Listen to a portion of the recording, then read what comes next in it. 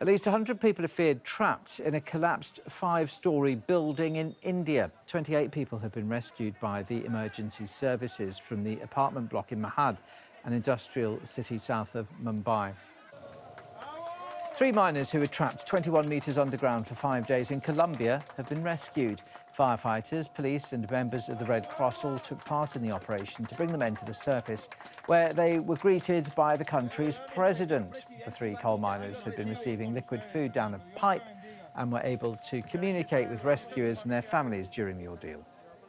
So we'll take a look at the papers. The Mirror is leading on a study which suggests that pregnant women should cut out all caffeine.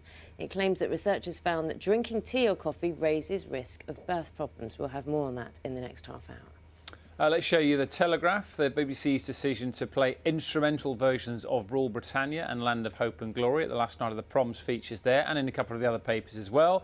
Telegraph say that the broadcaster defied the government by effectively censoring the traditional anthems, that's the quote, after announcing that they would be played but not sung at this year's event. The Times reports that military chiefs have drawn up plans to mothball all of Britain's tanks under radical proposals to modernise the armed forces. It says the government faces a battle over the controversial idea, which aims to cut costs and focus on cyber warfare.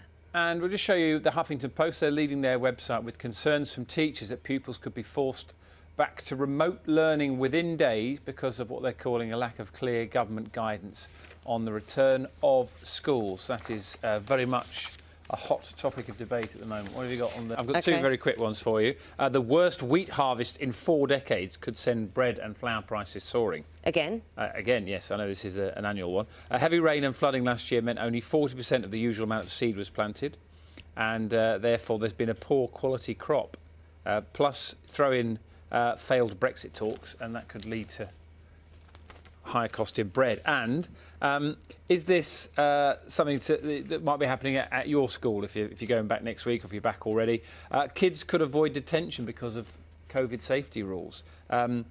Parents risk having more than a slap on the wrist by being fined. We talked about that yesterday with Nick Gibb, the schools minister. But many schools say they will be unable to have detention isolation rooms because they can't mix year groups.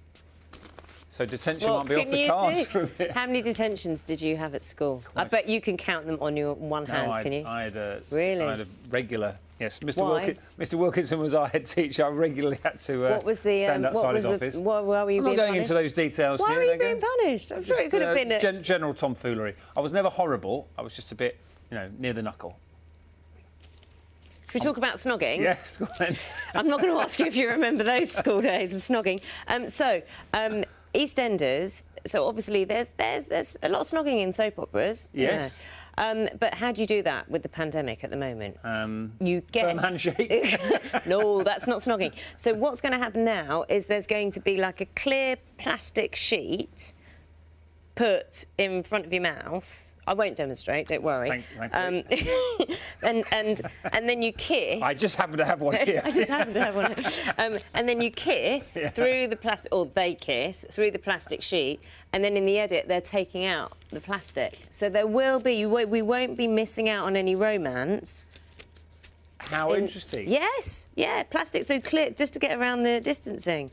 And another change could see that the entire cast and crew are asked to quarantine together away from their families. That's going to be a bit more tricky. Which is what they've been doing with the cricket and the golf and all that sort of stuff, haven't they? The kissing through plastic, it kind of gets me thinking all about, when you think about people who are dating and everything like that. Mind you, you're not supposed to be in any close proximity. But yeah, that's how it's done.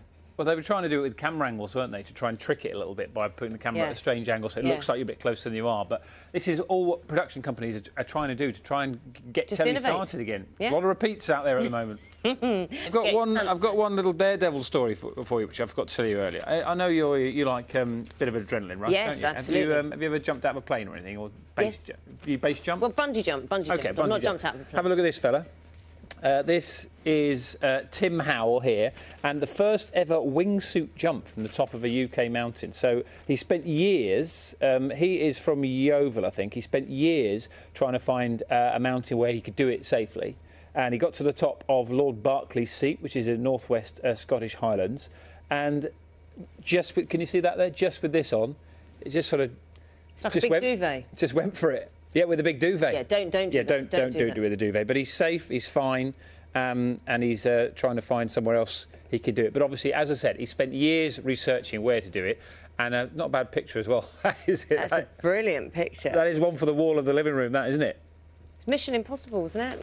They've done it in that and in Bonds. But this is the first one off a UK mountain. First one ever off a UK mountain, and he's done it. And his name is Tim Howell. I would love to do something like that. I can imagine you enjoying it. It'll take a little time for me to get over, but once I get over, I'd love it. I'm not really a fan of heights, you see, so it wouldn't be it my might ideal be a day problem. out. It might be a problem for you.